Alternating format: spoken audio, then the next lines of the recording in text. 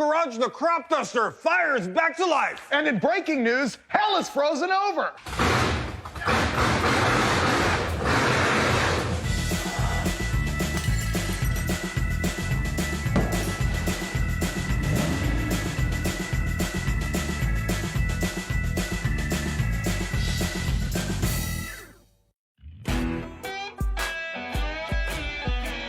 Steve, I will be super excited if we can actually get the crop duster done. You know what I'm like? I'm What? like an archaeologist of automobiles, because this, my friend, is a barn find. It has Right? become that. You know, like all these guys say barn find, like, is this ever been lost? I knew where it was. It was more than 1 year ago that Steve finished this awesome paint job. And our plan on this episode is to make it whole, or at least make it run and drive, yeah? I think I can make it run and drive. I don't think we're gonna get the interior done. Nah. But exterior and mechanically, it is going to be mint. Let's not back the quarter panel into that cylinder head right there. You have Gotta to move some turn the junk. tires and... Oh, wait a minute. What? I've got a vice grip steering wheel here. Oh, yeah. Wow. Man, the crop duster. I was just going over the history this thing has with Motor Trend shows, and I couldn't believe how long it is. It goes all the way back to episode 40 of Roadkill, where we built this 1970 Plymouth Duster that had been rotting in Steve Dulcich's backyard. And that's why it became the crop duster, because this is the Dulcich farm, as you can tell by the chicken screaming in the background. After episode 40, it also appeared in episode 50 of Roadkill, where we were doing massive burnouts with the thing, and at that point it was powered by the 440 big block that had come out of the General Mayhem 68 Charger, although we had slapped some better cylinder heads on the thing. And in that trim it ended up running 1234 in the quarter mile. But then Dulcich and I ended up putting together a 383 big block that we put in the thing. That was on an episode of Engine Masters where we dyno tested it. It made 460 horsepower, 460 pound-feet of torque, and in that trim we drove it to the zip tie drags that ran 1206 in the quarter mile. And then it was in episode 2 of Roadkill Garage where we tried to run it again and had a fuel delivery problem. It was in episode 10 of Roadkill Garage where we finally got it to run 1169 at 115 miles an hour.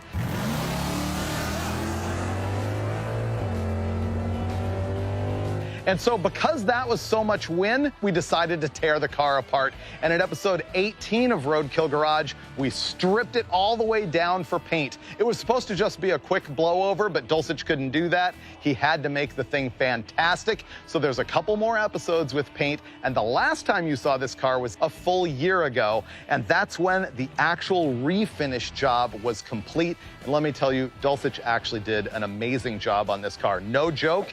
This thing is show quality.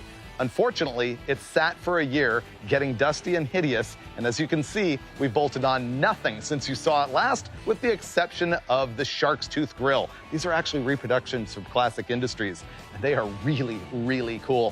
That 1971 Shark's Tooth Grill that was only available on 340 cars and Twisters is the key to the whole look of this car. But now, it's time to put the thing back together, but with a brand new engine. So in the meantime, we took the 383 out of the car and actually stroked it to 440 cubic inches. That motor with a dual plane intake made 560 pound-feet and 560 horsepower. When we threw a single plane intake manifold on it, it actually made 575 horsepower. But then after the dyno test, what did we do? Standard Roadkill Garage. We ripped the engine apart. It had an oil leak, so we tore the oil pan off, and then we needed the rocker shaft assemblies for a different engine altogether, so it's kind of disassembled. Therefore, the first thing that we're gonna do in this episode is get that 440 stroker back together. Here it is, the engine for the crop duster. Now, the crop duster had a 383 last time it ran, and this is the same 383 block. In fact, Freiberger's had that 383 block since he was a teenager. We had rebuilt it a long, long time ago. It ran really good. It ran 11s in the crop duster, but since we had it out, we decided to upgrade it. We ordered a stroker crankshaft from 440 source. We got their rods as well, and we got custom pistons made for it. That turned this 383 into a 440 because it's bored out 65 over. The top end here is a set of Edelbrock heads that were CNC ported by Modern Cylinder Head. It's got a single plane Edelbrock Victor manifold. That proved to make more horsepower on the dyno than a two plane. It made 575 horsepower in the form right here. And that's with a flat tappet cam. It's got a custom comp flat tappet. It's 241, 247 duration at 50 and about 575 lift. The reason it has so much lift is because 1.6 to 1 high ratio rocker arms from Harlan Sharp. Those are off the engine now because I had to borrow them for another dyno test on another engine. So what I'm going to do is just button this thing back up and bolt it to the transmission, and it'll be ready to drop back into the crop duster. Oh, man, you'd think this is my first day on the job. I mean, I usually consider myself the wise and all-knowing engine master, but I go and pull a boner like this move. I went to flip the engine upside down, and I forgot I didn't have the valve train in it, and obviously I heard something banging around. I dropped a few lifters right out of the bore. Anyhow, I've got to take the manifold off. They have to go back in the same hole they came out of because it's a flat tappet, and I sure hope I can identify which one goes where. And now, devastation. Ah! Look at that. But I can tell where every single one of these came from. Now, if I continued maybe just one more degree of rotation, they would have been scattered all over. But I can put these all back where they came from, and crisis averted. I've really got a lot of work to do here on this engine, and rather than wait to get the valve train so it'll hold the lifters in, I've got a perfectly clean lifter box. I'm just going to pull them all out, organize them in here, then I can flip the engine over and get to work on the bottom end.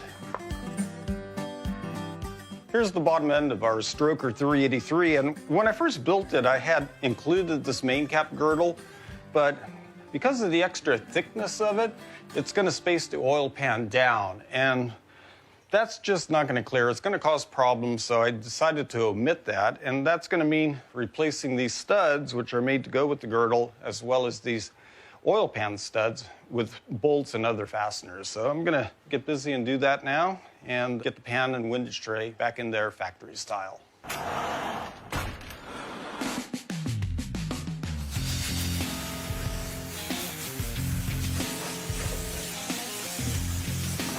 Don't hit the duster.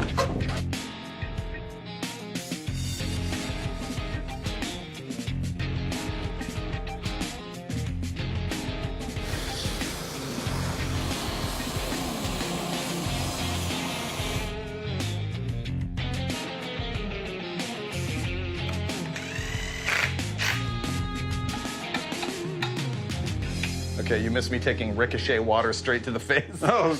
But the transmission's clean. It wasn't that bad. Well, I know you're going to be feeling worse when I make you vacuum the interior.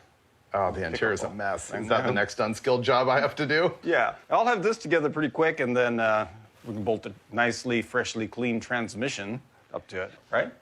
So the interior of this car is completely destroyed from sitting around. It's all filled with junk and everything. I guess he's going to keep putting the pan on, and I'm going to go clean it out. I love it when he does those jobs.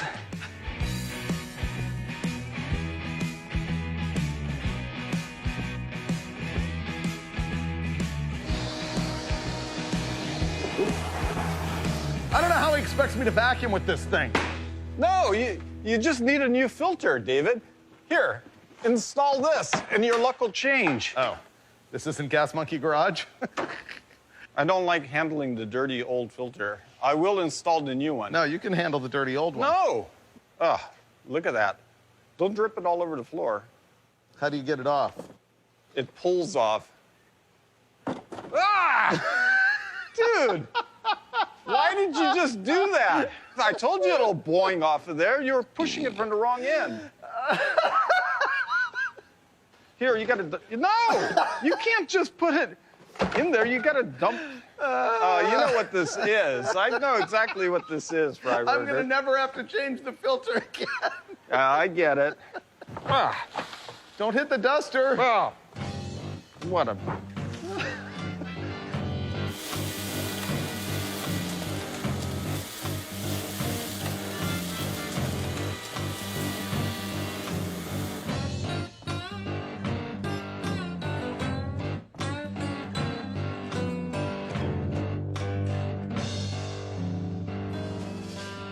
I got the transmission cleaned up. Steve's got the engine together. We were going to install them, but then we realized that we've got our glass guy coming and we wanted to paint the dash because this one's all mungy, and so Steve's gonna make that happen. Yeah, you really can't get that low gloss paint anymore, so I'll do a witch's brew and color that up for you. I'm going to use a special mix of paint to paint the top of the dash, and the reason is the factory finish was an extremely low gloss, almost an eggshell. And it's very difficult to reproduce with today's paint formulas, so I'll tell you how I'm going to do it. I'm going to use base, and then I'm going to put 10% urethane hardener in that. That'll stabilize it and make it a lot more durable. And finally, I'm going to use lacquer thinner to reduce it because that's going to flash off quickly and it will lower the sheen even further.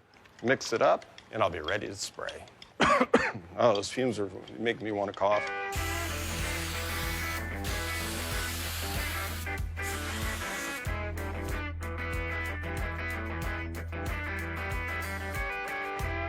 I've got the lifters and the push rods reinstalled. Now I've got the rocker arms. Basically, these are exactly what were on the engine when I ran it on the dyno, but the ones that were on it then were mine, so I made Freiberger buy his own. They're 1.6-to-1 ratio Harlan Sharps. That gives us a little more lift than the stock 1.5 ratio. They're expensive, but they're really good.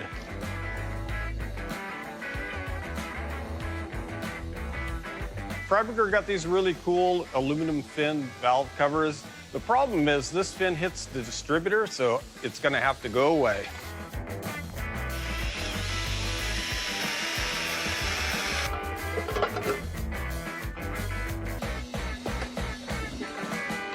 Dude! What? So I unmasked the dash, and I'm looking at it, even with a light on it, it's incredible. It actually doesn't match the dashboard. It's not flat or dark enough, but it perfectly matches like the interior painted trim. Wow. Yeah. Thank you. I just don't want to change this dash pad because it's so good. That dash pad's awful. You're gonna have to give me one. Yeah, I've got one for you. Ready to bolt the engine to the transmission? Yeah. The first thing we're gonna do is sort out the motor mount brackets and motor mount. This is the Schumacher Creative Services engine swap mount to put the big block in the A body. And you can look on their website, they've got instructions on all the modifications we had to do to the cross member back when we first built this car. One of the things that we have to follow up with though is cutting that slash in the motor mount biscuit right there in order to clear the oil pump on the engine. And we're gonna put a solid engine mount on the driver's side since that's the one that takes all the power of the torque. And it's pretty cool. We found the engine mount in the back of the Barbacuda. And so we're gonna put a solid steel one, and Steve is gonna hack it right now to that angle. We're gonna end up putting the engine in alone and then put the transmission in from underneath. Only because we don't want to scratch our precious firewall.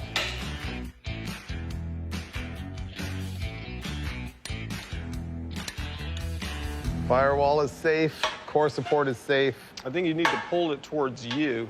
The headers we're using here are 1 3/4 inch tubes from TTI Exhaust.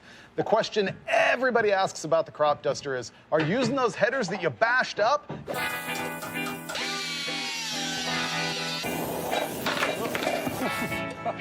But that was with the 440 engine, which is a taller deck height. And this one's lower, and they fit gooder. More gooder?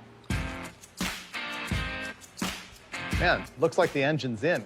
Feels like we're almost done. Let me manage expectations right now. By the end of the episode, all you can really expect is that thing running in the car.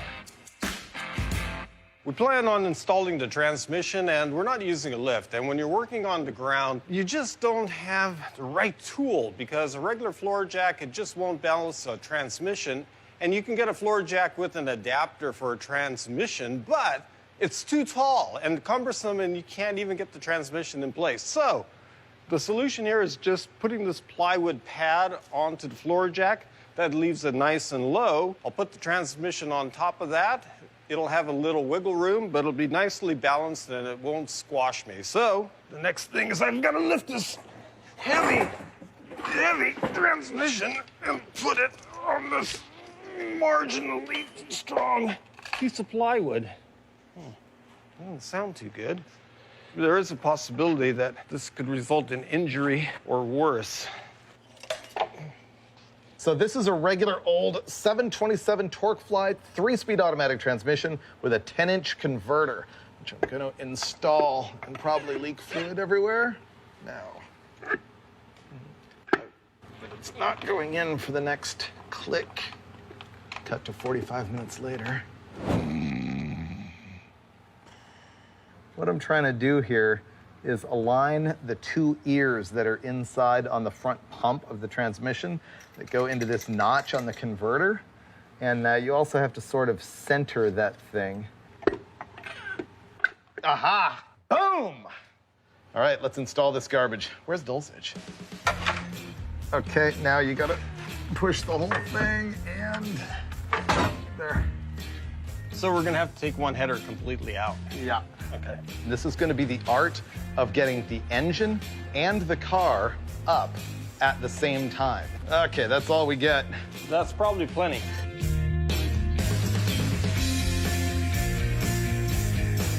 Try pushing the trans up. Okay, you're good.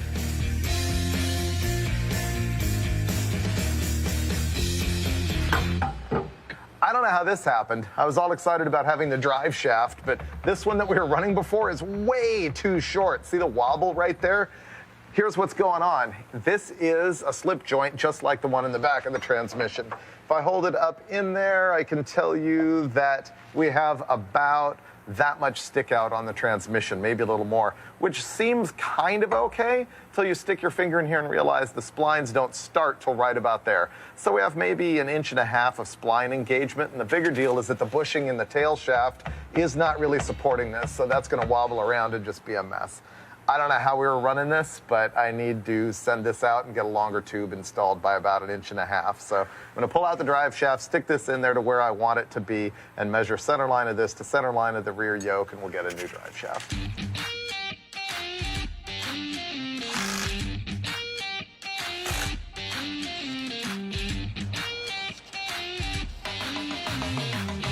I'm working on the alternator brackets, and the thing is, the brackets here are universal to a 383 and a 440.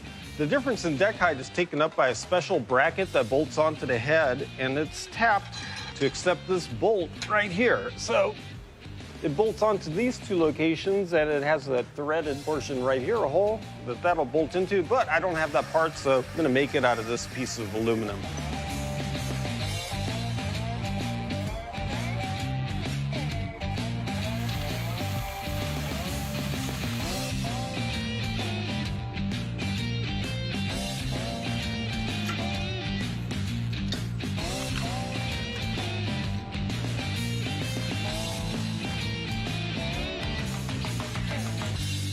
Distributor time. You've seen me preset ignition timing a bunch of times on this show. So this time, I'm gonna give you some different info on the Mopar Big Block. So the distributor on the Mopar has a tang on the end of it instead of a gear, which you'll find on a lot of the muscle car V8s.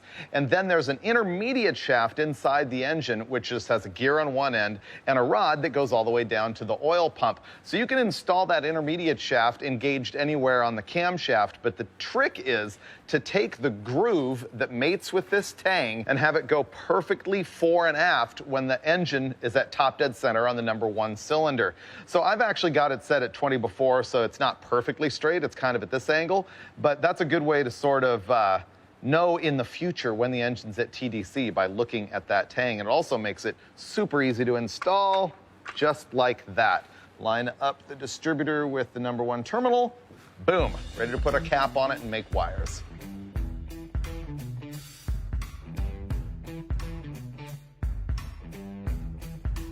Problem here is this overflow nipple under the radiator cap's broken off. There's really only one way to fix it, and that's to solder it back on. So I'm gonna put a little bit of flux on here, get my trusty torch out, and hopefully have this fixed. This radiator is actually a Mopar B-body large style radiator that Dulcich forced to fit in the A-body. Look at that power steering pumps up against the fan motor. Wow, this thing fits tight, Yeah. but good.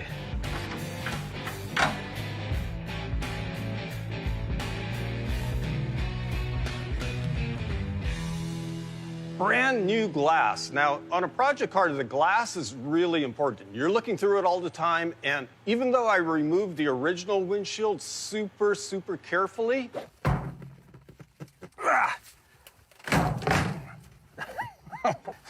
it was scratched and pitted and stuff like that, and it just wouldn't do. So we actually had a professional come and install this for us, and it's been a couple of years, but really makes me happy.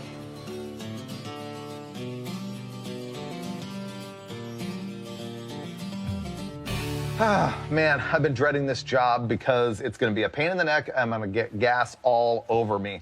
See, all of the rubber fuel lines back here picking up from the gas tank have turned hard as rock and cracked. So they've got air leaks. They're not going to work. I got to replace all of them. Wow, no gas. Good.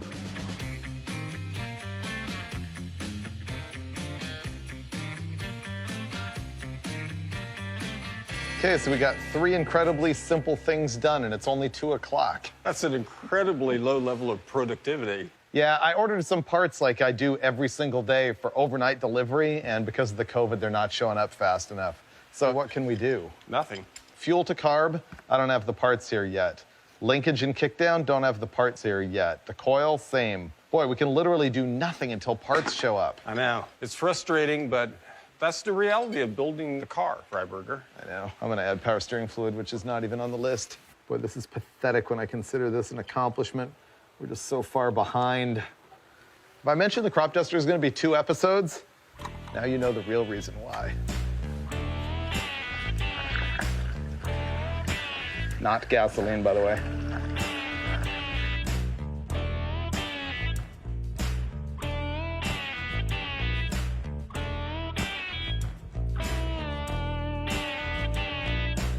Here's a little upgrade.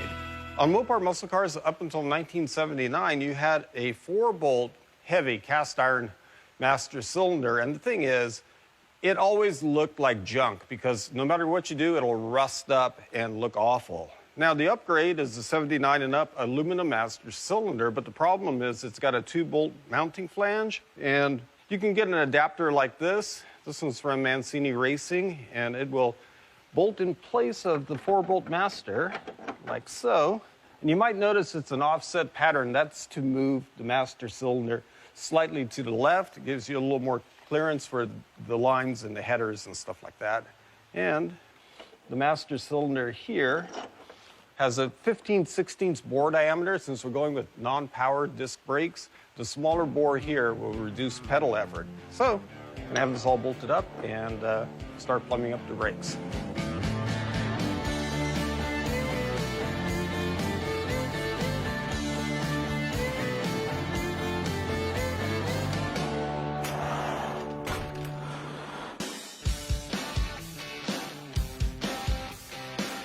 So it's morning. My buddy Keith Turk dropped by on a motorcycle trip just to help out with a couple of things. We're gonna actually make this thing run today.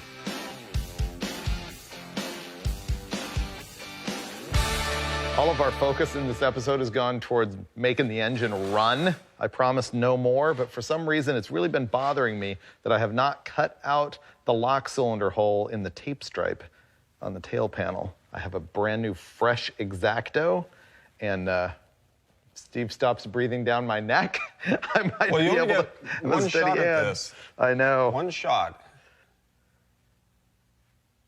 I can't watch it. Ooh, it's pretty bad. I'm sure it wasn't this good at the factory, right? That's always the excuse when you mess up. That's pretty bad. What do you think? Oh, that was fine. That's no worse than what the factory did. It's not that good. Nice job, Freiberger. Not that good. Yeah, walk away. From here, it's fine. Yeah, my stigmatism and nearsightedness has that looking just mint. All right, I gotta walk away. Well, no, I gotta get this part. No, just walk away. Oh, I just made it way worse. Of course you did. Look at that. Oh. From here, you can't tell. And once it's lowered, you won't be able to tell as much. Once the lock cylinder is... And you get the taillights in there and the bumperos. Since Freiberger's pouting about butchering the decal at the back of the car, I'm gonna have to install the drive shaft. Now, this drive shaft is all brand new because the old one was too short, and it also had light-duty U-joints, so this one's been upgraded with 7290s front and back, which is the good ones. Well, Freiberger, if it cheers you up, the drive shaft fits better. Good.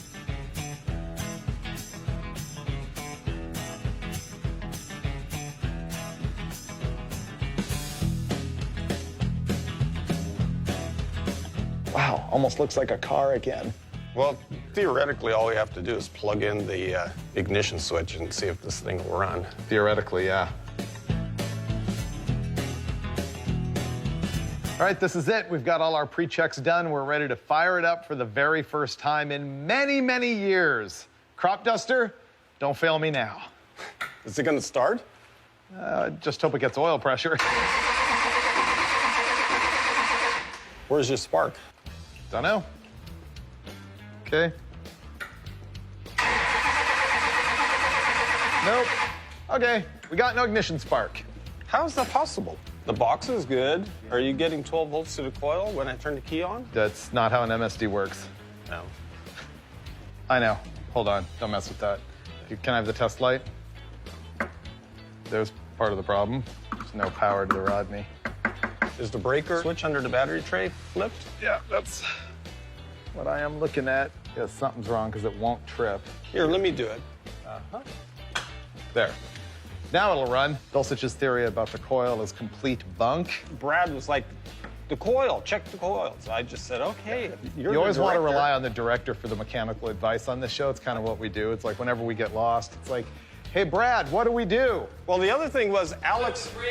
Flip the breaker. See, we should have asked him before. Camera Alex actually had it figured out way before you did. Yeah, he admitted to me that Camera Alex knew that it was the breaker, but he insisted on changing the coil anyway. No, Brad told me to change the coil. I was like, there's no way, that coil worked before. Brad is higher ranking. You know what else needs to happen is you actually have to plug the coil wire in. Oh, well, yes. Just waiting to see if you would pick up on that. Yeah. Now it's gonna go vroom, hada, hada. That's what it's gonna be like. Dulcich, start that engine.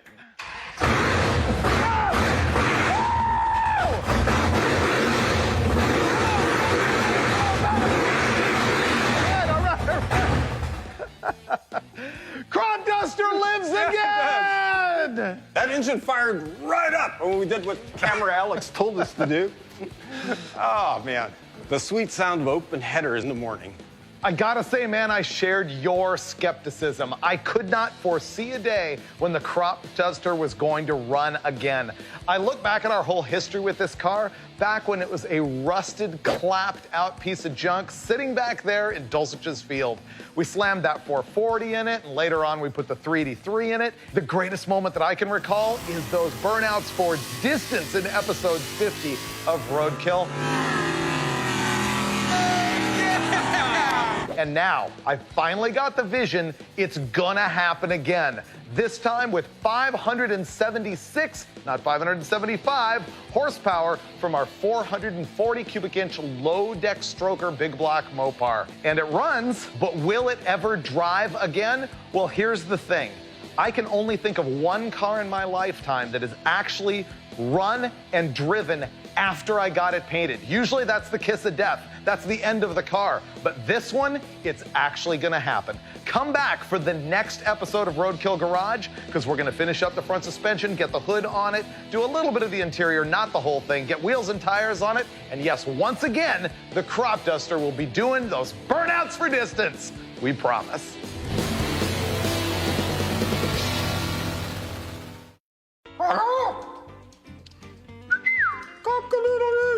You ever have arguments with your friends about how many notches on the jack stand are actually a notch? He counts the outies, I count the innies. And so we're always having fights about how many notches are on a jack stand. That's because you don't count the notches right. See? Okay. Yeah. How's the hair, Brad? How's the hair, Brad? Okay.